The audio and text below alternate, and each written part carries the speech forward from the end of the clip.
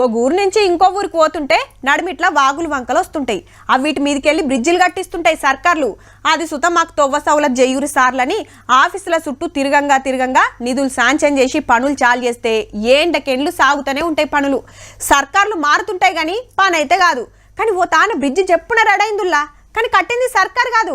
మరి ఎవరు కట్టిండ్రు, ఏడున్నదా బ్రిడ్జి? అరుసుకుందాం పాన్రి.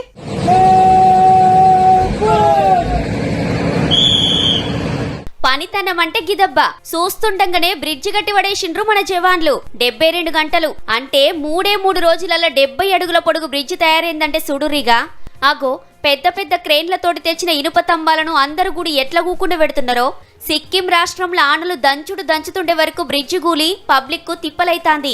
ఎమ్మటే జవాన్లు దిగి యుద్ధం చేసినట్టే పట్టుబడితే 3 రోజులలోనే గింత ముదుగు కట్టుడైంది. ఇదే తొలత కాదుల్లో. అదే సిక్కింలో మొన్ననే 150 అడుగుల బ్రిడ్జిని 48 గంటలలో కట్టిండ్రు.